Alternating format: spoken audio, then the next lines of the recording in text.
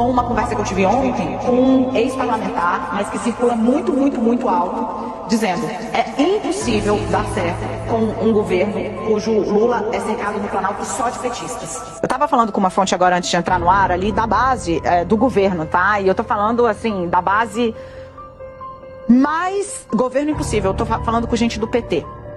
E essa fonte me disse o seguinte: Dani, o governo, ele tá chegando aos seus 2 anos meio sem ar, tá esgotado. Tem uma ideia de que as coisas vão obrigatoriamente se movimentar por conta das eleições na Câmara e no Senado, mas a percepção interna é de que, mesmo para os muito próximos, o desgaste está muito grande.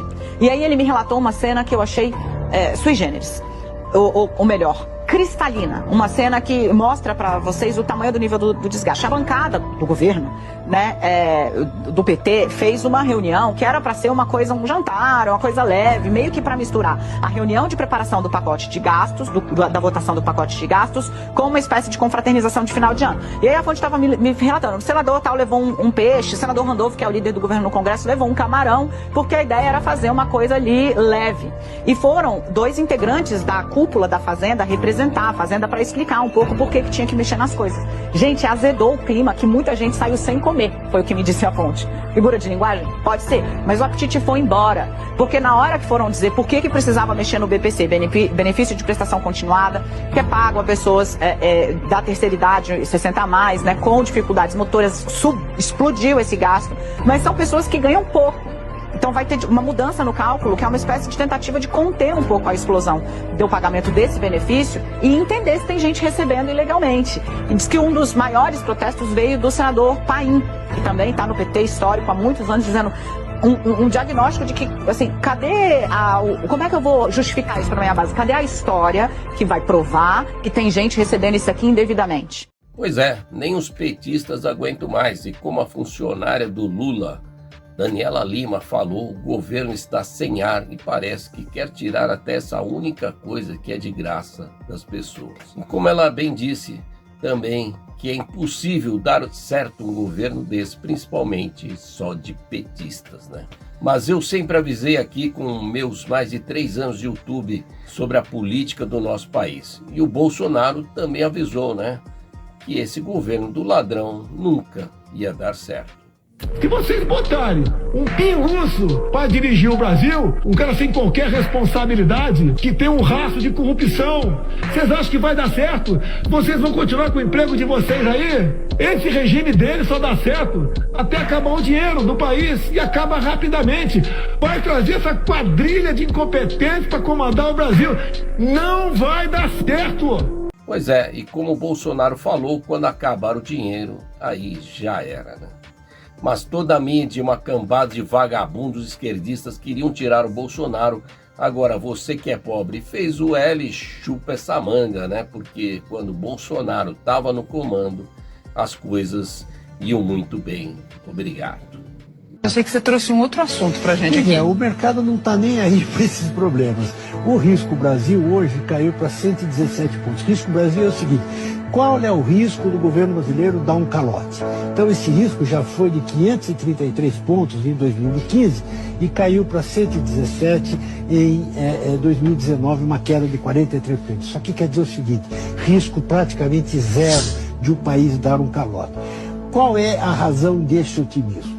A reforma da Previdência, o encaminhamento de uma agenda pós-reforma, o leilão do pré-sal e, sobretudo, também a inflação no chão e a taxa básica de juros caindo seguidamente. Aliás, amanhã... Deve cair de novo. Cai de novo. Tem a reunião do Comitê de Política Monetária, a taxa está em 5,5, vai para 5 e pode ser que vá a 4,5 ainda neste ano.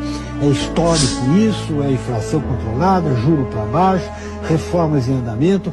O mercado está achando que, política à parte, as coisas estão caminhando muito bem. Pois é, risco zero, inflação no chão, juros caindo seguidamente. Na verdade, a taxa de juros com Bolsonaro nunca foi tão baixo na história do nosso país, chegando a 2% ao ano, isso em 2020, em plena pandemia, sem interferência alguma do governo. Mas com o governo Lula, né, os juros só sobe. E chega a ser a segunda taxa mais alta do mundo, somente atrás da Turquia, com 12,25%. Pois é, só um aumentozinho aí de 6.125%. Tá bom para vocês? Se não tá, faz o L, porque para segurar os preços, para que a gente possa fazer algumas comprinhas caras ainda, é preciso desses juros, já que a porcaria desse governo petista não corta os gastos de forma alguma e ainda cria um cenário de risco internacional e apocalíptico para o nosso país. E só para vocês terem uma ideia, vejam só como estavam os preços no governo Bolsonaro.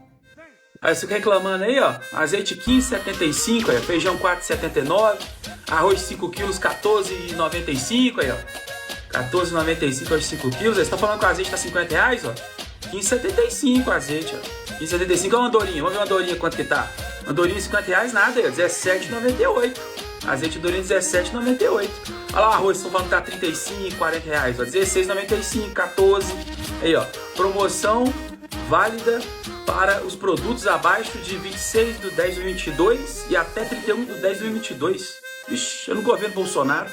Pois é, mas vocês quiseram tirar o homem, né? Agora paga mais caro, né?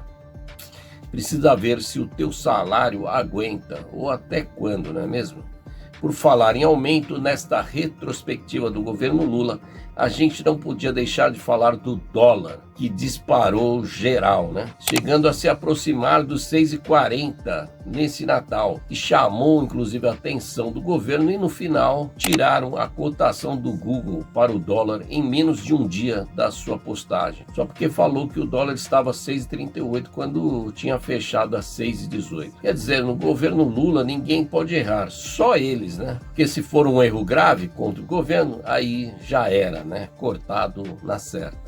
Mas enquanto isso, eles fazem as lambanças que quiserem com o nosso dinheiro ainda por cima, e para piorar ainda ganham o nosso dinheiro para cometerem as maiores injustiças contra toda a nossa população. Como a lei que endurece as regras e corta os benefícios para o BPC, que é o benefício de prestação continuada, veja só o que fala um apresentador da Record. Ladrões, roubando a pobre de uma mãe autista que não tem dinheiro.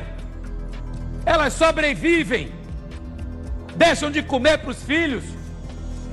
Você sabe o que é ter um filho autista? Desgraçado, desalmado, filho de uma égua. Não, vamos cortar isso, cortar aquilo. Você é ladrão descarado. R$1.000, R$1.000 o valor que eles querem cortar. R$1.000. Vai fazer isso na Venezuela, na Argentina, na Bolívia, no Peru, no raio que o parta. Vai fazer lá, canalha. Pois é, mas esse é o governo do amor, não é mesmo? Então para que tanto ódio? Não é isso que vocês queriam? E pelo jeito o amor veio com tudo, né? Mas só se for para os seus funcionários, aliados, artistas lacradores. E quebra mais uma vez o recorde de dinheiro para a Lei Rouanet. Só míseros 16,8 bilhões de reais. Mas enquanto isso, falta de verbas deixa 270 mil pessoas sem água dos carros-pipas na Paraíba. Eita que esse L tá entrando gostoso mesmo nesse pessoal que fez o L, hein? Simplesmente porque o Lula foi o mais votado para presidente em todas as cidades da Paraíba no segundo turno das eleições. Não é à toa que cada povo tem o governo que merece, né?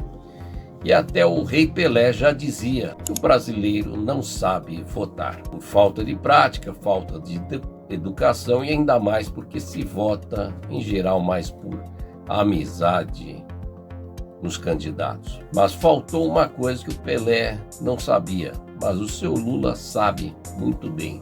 Vejam só. Quem vota em mim é o povo lascado desse país. Eu não acredito que jamais um grande empresário votou em mim, não acredito mesmo.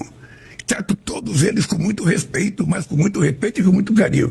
Mas eu sei que quem vota em mim é o povo lascado desse país. Pois é, então não é à toa que o Lula quer ver o povo cada dia mais lascado mesmo nesse país. E sabe por quê, meu filho?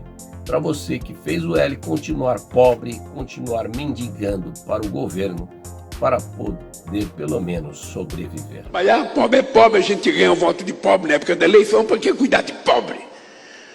Pobre é imbecil, é ignorante. O pobre é um número. Às vezes um número bonito para se utilizar em campanha. Normalmente, quanto mais miserável é o povo, quanto mais desgraça ele tem, mais ele acredita em coisas fáceis. Quanto mais miserável ele é, mais ele acredita em fantasia. Agora, quando é que o povo gosta? É quando eu falo, ó, nós vamos voltar a reunir a família no domingo e nós vamos fazer um churrasquinho. E nós vamos comer uma fatia de picanha com uma gordurinha passada na farinha e tomar uma porra de uma cerveja gelada. Bicho, o povo entra em delírio. Sabe, usou, jogou fora, acabou. Acabou as eleições, acabou o interesse pelo pobre. Sabe, o pobre não é visto como ser humano, é visto como número. O pobre é um número. Às vezes um número bonito para se utilizar em campanha. Eu, há 20 anos atrás, dizia, pobre é utilizado como se fosse papel higiênico. Tem uma baita de uma utilidade na época da eleição, mas depois joga ele fora e esquece. Você dá 10 reais para um pobre, vira um consumidor. Eu aprendi que a coisa mais fácil e mais barata no governo é cuidar dos pobres. Os pobres custam pouco, eles pedem pouco e eles se contentam com o mínimo necessário para sobreviver. Eu aprendi que a coisa mais fácil e mais barata no governo é cuidar dos pobres. Os pobres custam pouco, eles pedem pouco e eles se contentam com o mínimo necessário para sobreviver. Pois é, povo pobre do Brasil, que não pode nem sair desse país. Quem sabe dessa vez vocês aprendem, né? E não se deixam mais serem usados somente como um certo papel higiênico, não é mesmo? Porque quem tratou vocês como gente de verdade deu alegria ao povo, matou a sede de muitos de vocês e vocês rejeitaram.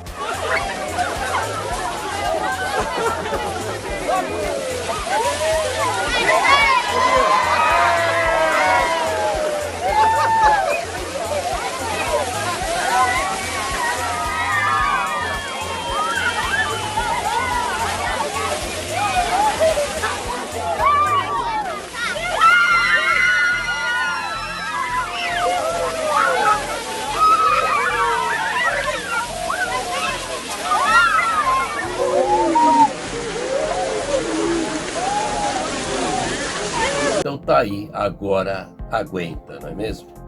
E aguenta no calor que vai ser de lascar, viu? Mas para quem é lascado, né, até que combina, não é mesmo? E a pergunta que fica é, será que cabe mais ainda? Porque parece que ainda tem gente que acredita nessa porcaria de governo e não acredita que eles estão aí exatamente para destruir o país e acabar com todos vocês. Pois se algum de vocês não acreditam, vejam só o que o próprio Lula fala e a explicação do grande Gustavo Gaia. Eu tô aqui para me vingar dessa gente. De novo. Eu tô aqui para me vingar dessa gente.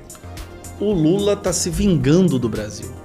As ações que ele vem tomando, as decisões, o populismo, o rombo fiscal, tudo que ele está fazendo, tá claro pra gente que ele tá vingando. Ele não tá preocupado em melhorar a qualidade de vida de ninguém. Pois é, a gente avisou, o Lula só quer vingança. Enquanto o povo todo está se ferrando, o governo só pensa naquilo, que é prender Bolsonaro. Em que mês de 2025 Bolsonaro será preso?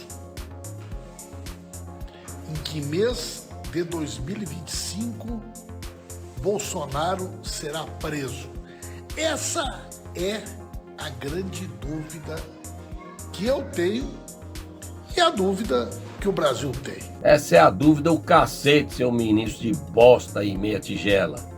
Bom, vocês viram aí que nem deixei esse verme terminar a sua fala, mas só para mostrar aqui que enquanto o povo todo está se ferrando, pagando tudo mais caro e ainda em certos lugares sem água, sem remédio, sem benefícios, esse desgoverno só pensa em prender o tal do Bolsonaro. Mas a dúvida mesmo que todo brasileiro está tendo no momento é até quando vamos aguentar esse sanguessuga do Lula afundando o nosso país. Isso sim, porque verdade seja dita, por muito menos a Dilma caiu. E agora, com a e agora com a traição do Lula para cima do Centrão, com o bloqueio das emendas e o pacote vingança do Lira contra o Lula, é possível que o Lula sim caia antes, bem antes de tentarem prender o Bolsonaro. Pelo menos é isso que a gente espera como patriotas e que devemos lutar para que aconteça. E não nos deixamos levar por mais uma cortina de fumaça criada por eles, como a de prender Bolsonaro, só para esconder mais uma vez os estragos que estão sendo feitos por um governo criminoso e que só pensa em vingança, em se vingar do povo. E você o que acha? Comente aí abaixo se esse governo é ou não é um governo criminoso e que esse governo sim é que deveria ser chamado de genocida. Se você gostou do vídeo, não deixe de dar o seu like, ativar o sininho das notificações, se inscrever aqui no canal e bora compartilhar geral. Um beijo no coração de todos vocês, fiquem com Deus, que Deus nos abençoe e que todos possamos ter um feliz ano novo com a queda do Lula do poder. E é isso. Um abraço. Tchau.